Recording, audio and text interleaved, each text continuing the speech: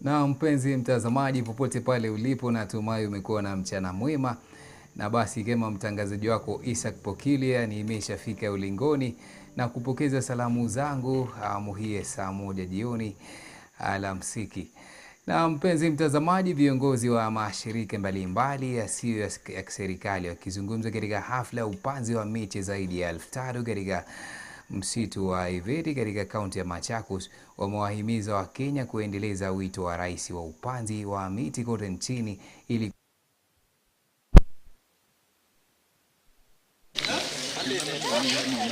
glad that through this we are collaborating with different actors to make sure that we make our contribution. Remember, the goal is to grow our forest cover in the next 10 years to 30%, and therefore we felt we should do our bit during this rainy season, and therefore we believe that the exercise we have been undertaking here makes our contribution to that. As a SACCO, we are here to ensure that as much as we are doing business, we are also supporting the community to also achieve or grow their food storages. Leo tumepanda miti na watu wanaitwa Sasla, miti around 2800, na tumefurahi sana sababu tumepanda kwa water catchment areas na ni jukumu.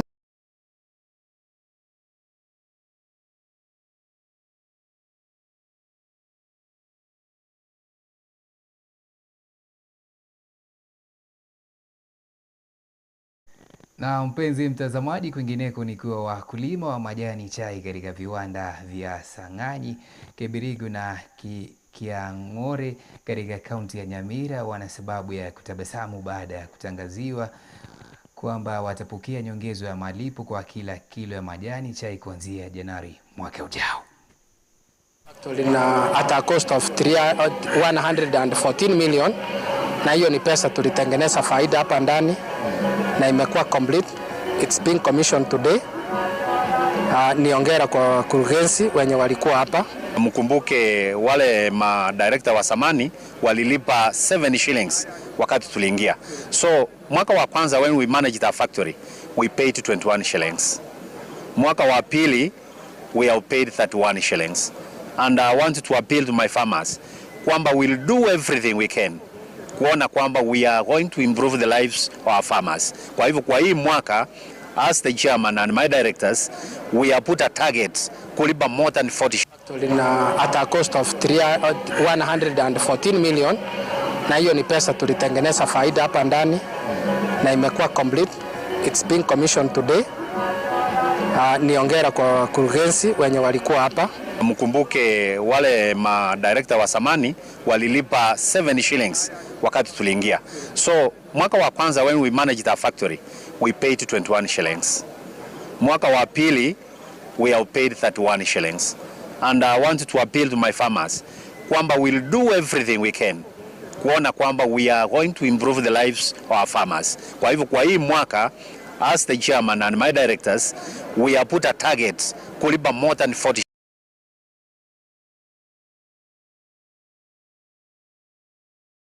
Na mpenzi mtazamaji, kwingineko ni kuwa waziri wa elimu Ezekiel Machogu amewaonya walimu wa dhidi ya kuongeza karo ya wanafunzi shule zitakapofunguliwa. Waziri huyo amesema kuwa kitendo hicho kimekuwa cha kurudiwa, akisema kuwa mwalimu yoyote mkuu atakayepatikana akiongeza karo atachukuliwa hatua kali kwa mujibu wa kisheria. Ameongeza kuwa wanafunzi watakuwa na uhuru wa kununua chochote kile wanachohitaji popote alimradi ziandamani na sheria za shule. Any monkey business done anywhere, information will come. So kindly ensure that each and every school, because we know what is happening. Even the parents are undergoing difficult financial challenges, and therefore, unless they express approval from my office, which again is not going to be there, we have said education should be accessible to us all, including the children who come from the poor.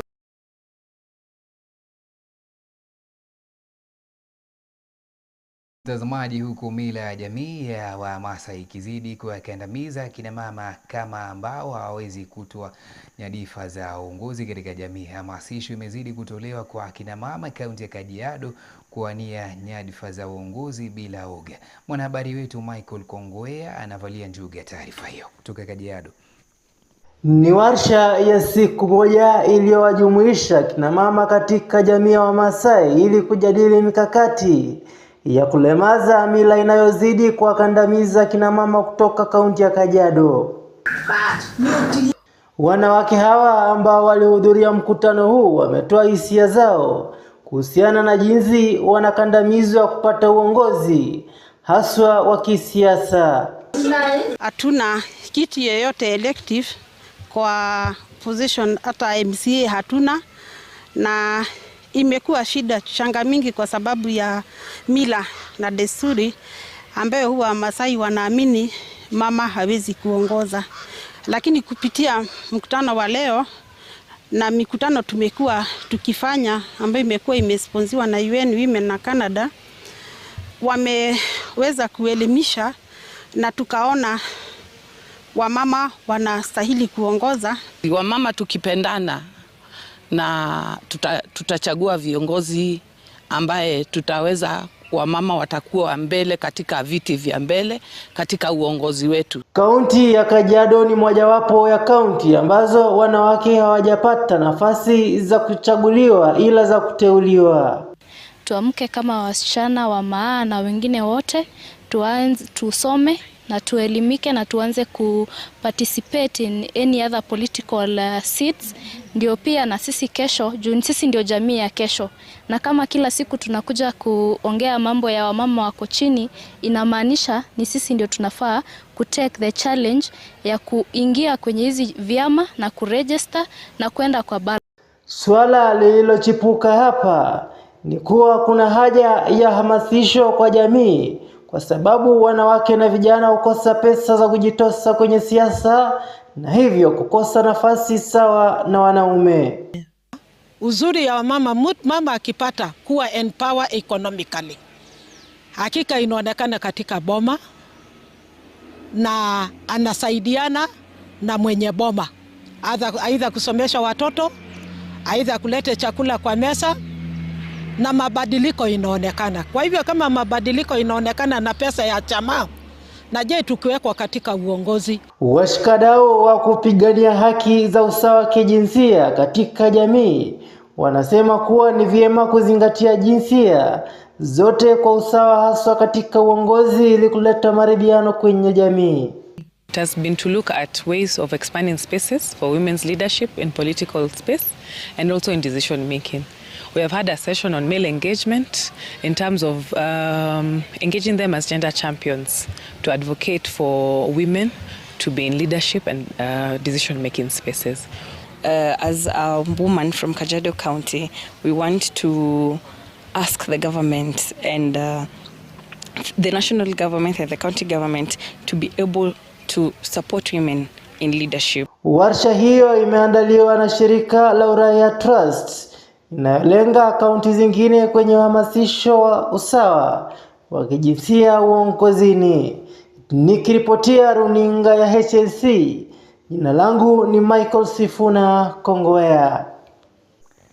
Na mpenzi mtazamaji, kwingineko nikiwa wafungwa katika jela ya Jamhuri jijini Nairobi wamejengewa ukumbi wa kufanyia mafundisho na kikundi cha Rigi East Africa kama zawadi ya Krismasi. Jumba hili linaitwa Goshen Hall, lina uwezo wa kutoshea watu 300 kwa wakati mmoja na linakusudiwa kuwa na manufaa kwa wafungwa wa kituo hicho cha kurekebisha tabia. Akizungumza katika hafla ya kufungua rasmi jumba hilo, katibu wa idara ya magereza Salome Bieko amesema ukumbi huo utatumika kwa shughuli mbalimbali katika kituo hicho. Msimamizi wa Rig Africa Cynthia Nyamaya ameongeza kuwa ukumbi huo vilevile utatumika na makanisa kufanyia ibada. Making sure that the multipurpose hall serves as a Christmas gift for all the inmates of this correctional facility. As you have all heard, the multipurpose hall has been constructed with the generous support of Rig East Africa. The hall is designed to host various activities in this facility. We hope that this hall will assist in promoting the involvement of the inmates in various co-curricular activities within prisons. This is a multi-purpose hall that can be used for various activities, from even the court hearings that inmates usually have. It's going to also be used for training. It is going to be used even for spiritual purposes and any other meeting that the inmate. Hall serves as a Christmas gift for all the inmates of this correctional facility. As you have all heard, the multipurpose hall has been constructed with the generous support of RIG East Africa. The hall is designed to host various activities in this facility. We hope that this hall prisons. This is a multi-purpose hall that can be used for various activities, from even the court hearings that inmates usually have. It's going to also be used for training. It is going to be used even for spiritual purposes and any other meeting that the inmates need to have. Na mpenzi mtazamaji, moja kwa moja hadi katika kaunti ya Nandi, walimu wa shule za chekechea kaunti hiyo wamezindua rasmi muungano mpya kwenye taasisi ya elimu ya DCC mjini Kapsabet ili kuwasaidia kutetea maslahi yao. Viongozi wa walimu kutoka maeneo mbalimbali humu nchini walikusanyika kuwepo msingi muungano wao. Muungano huo unajulikana kama Kenya National Union of Pre-Primary Education Teachers KUNOPET. Ni mwamko kwa walimu hao ambao hawakuwa kwenye muungano ya walimu hapo awali. Other officials, the treasurer.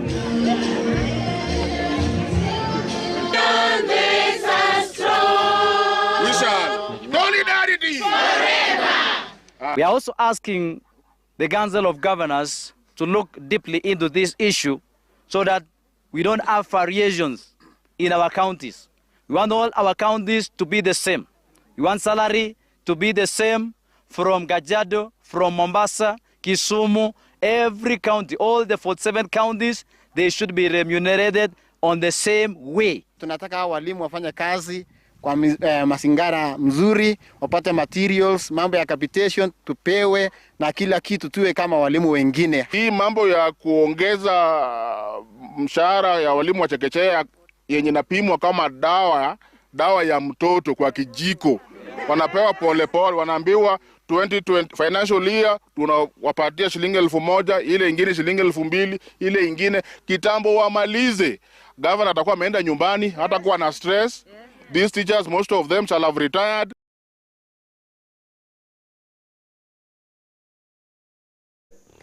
Na mpenzi mtazamaji, kwingineko ni kuwa jamii ya Keokonyokie katika kaunti ya Kajiado inampinga vikali hatua ya serikali kuendelea kutumia shamba la Ngongvet kwa miradi mbalimbali bila ya kuwahusisha, wakisema huenda hatua hiyo ikawapokonya ardhi hiyo ambayo awali walikuwa wametoa kwa shughuli za serikali.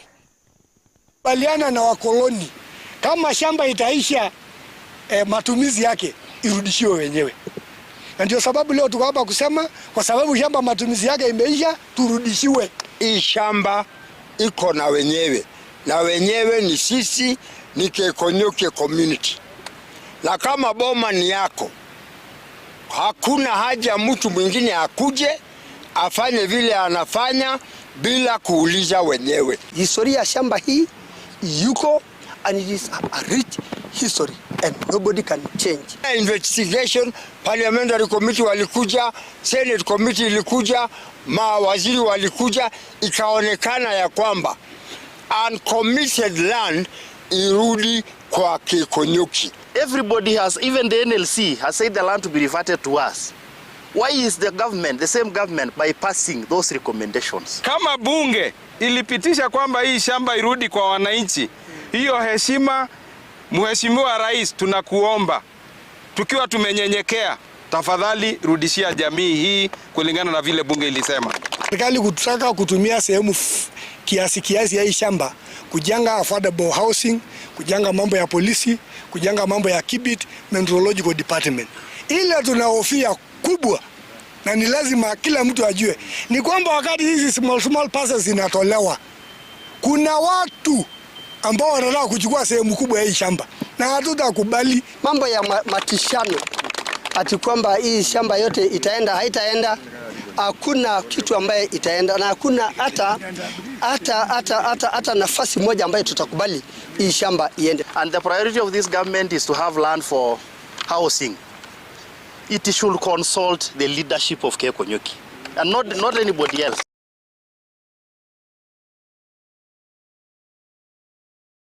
Mpenzi mtazamaji, moja kwa moja hadi katika kaunti ya Kilifi, serikali hii ya kaunti hiyo imetangaza msako dhidi ya matabibu wa kienyeji na hata wahubiri wenye itikadi kali katika kaunti hiyo kutokana na mauaji ya wakongwe katika kaunti hiyo. Inadaiwa kuwa matabibu wa kienyeji pamoja na wahubiri wanazunguka vijijini na ujumbe wa kuwapotosha jamii kuhusu wazee wao. Serikali sasa imetoa wito kwa wakazi kuwa macho na kushirikiana na vyombo vya usalama katika kupiga ripoti kwa wakati kuhusu wahubiri wao potovu. Waziri wa Jinsia na Utamaduni Aisha Jumwa ametaka hatua kali kuchukuliwa dhidi ya wale ambao wanahusika na tabia hizo za kipotovu. Leo tuna celebrate our champions ambao ni vijana chipukizi ambao wameona mbali ya kwamba siku hizi watu kuishi na kutengeneza doo ili kujikimu kimaisha ni kupitia culture zao. Lakini wale waliwezeshwa na nani? Waliwezeshwa na wazee. Kwa hivyo wazee tuwaenzi. Masikitiko makubwa ni yale Bwana County Commissioner amesema hapa ya kuwaua wazee wetu. Bwana County Commissioner, hii itikadi ya watu wanaitwa waombezi hapa Kilifi lazima muikomeshe. Kile kinachonifurahisha mimi ni kwamba kupitia wazee wetu ambao tunawaenzi tumeweza kubridge up the gap between wazee wetu na hata vijana wetu. Hivi at least wako na common ground kwa sababu ya kuweza kutuelezea mambo yalikuwaje. Vijana wetu tunaona sasa wanaiga na wanapata kufundishwa.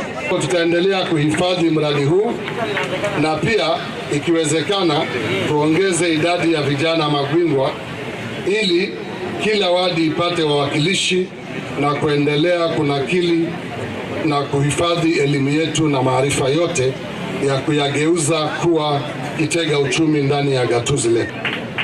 Watu kuishi na kutengeneza doo ili kujikimu kimaisha ni kupitia culture zao.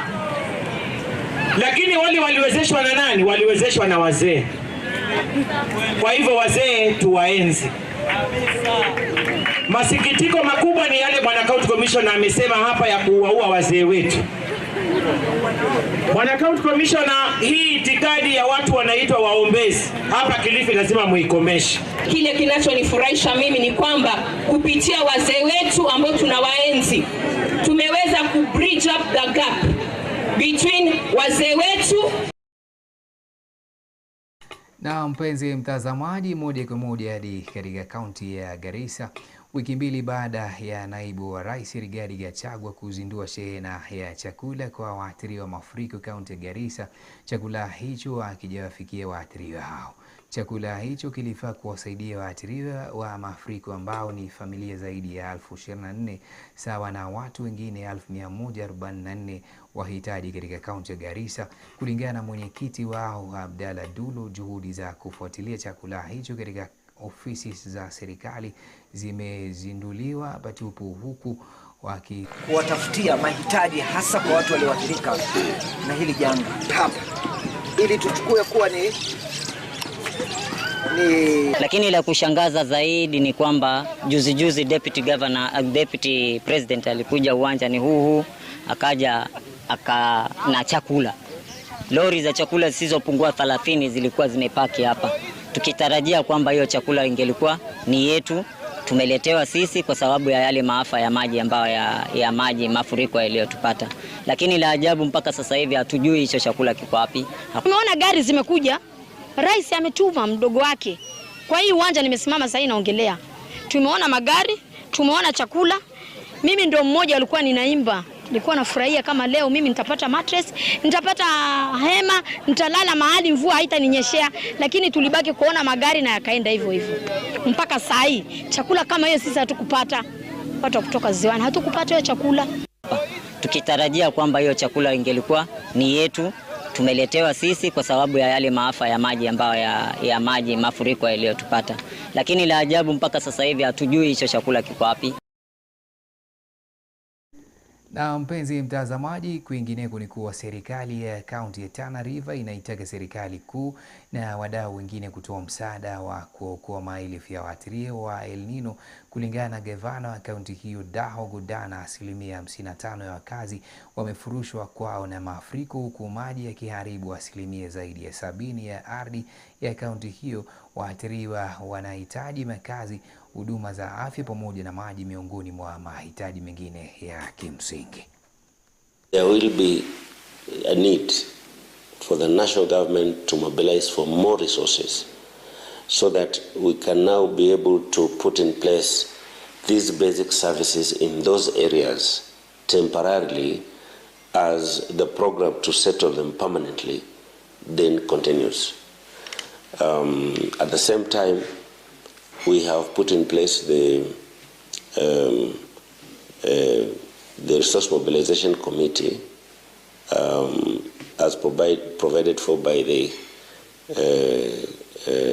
Disaster Risk Management Act, which allows the DRM committee to delegate part of the functions to any other body. In this case, we have put in place the the Resource Mobilization Committee to mobilize for resources to continue supporting the victims of the floods in those IDPs. Na mpenzi mtazamaji, kwingineko ni kuwa familia zaidi ya 20 zilikesha nje kwenye baridi baada ya moto kuteketeza nyumba zao katika mtaa wa Southlands viungani mwa mji wa Siaya usiku kwa mkia leo. Kwa mjibu wa wale walioshuhudia, nguvu za umeme zilipotea kwa muda mfupi mwendo wa saa 3 usiku, na punde ziliporejelea ukasikika mlipuko mkubwa na moto kushika nyumba hizo. Hata hivyo, gari la wazimamoto liliwasili muda mfupi baadaye na kusaidia kuzuia hatari zaidi ya moto huo.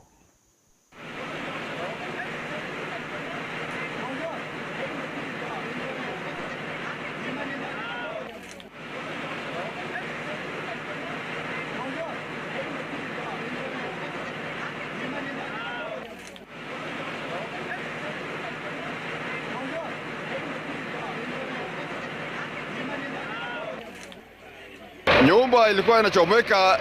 Hii maneno ya moto atujui bado atujui ilitokea wapi. Labda kama serikali anakuja kuchunguza polepole hii moto ilitokea na wapi. Lakini mimi nashukuru hata my friend Owino Goya and my friend Umabwe from county government wameandikisha watu wa moto kuzima moto wakakuja hapa.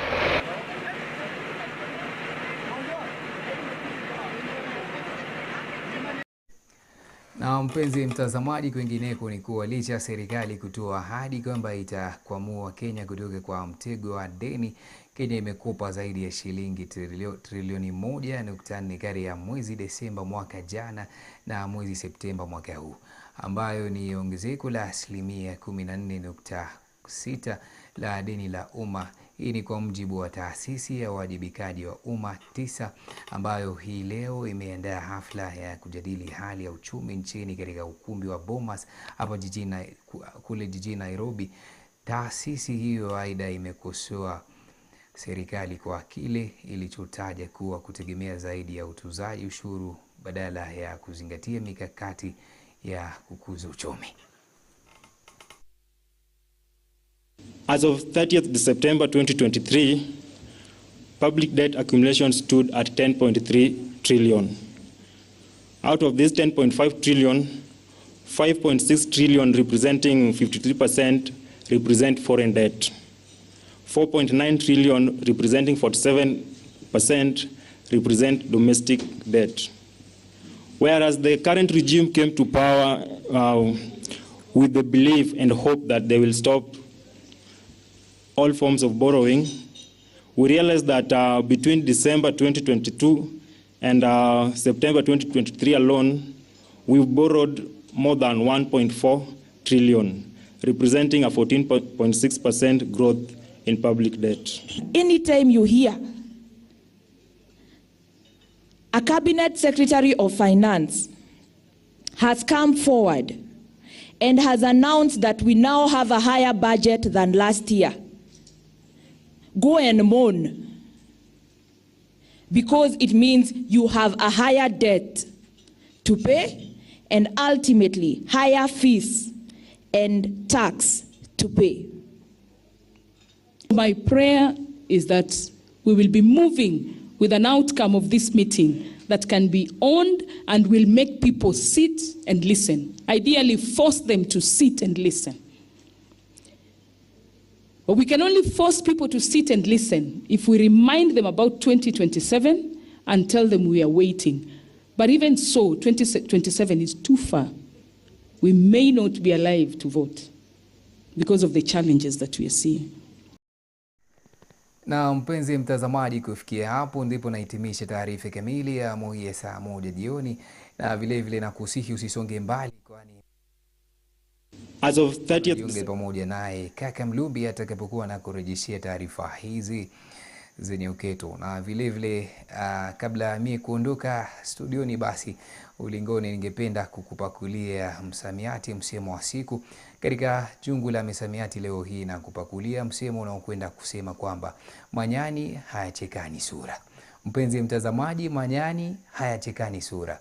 Labda pengine mpenzi mtazamaji uelewe msemo huu ni kwamba labda tusiwe watu ambao kwamba tunawacheka wenzetu wakiwa taabani, wakiwa wamefikwa na taibu, sababu tena maisha hayang'amuliki kwa rahisi. Uweze ukajua ya kesho, basi sababu masaibu yanawapata watu wote. Hivyo mpenzi mtazamaji, kufikia hapo mie wako ISACK Peculiar, na hivyo basi tukutane hapo kesho mida ya saa 1 jioni.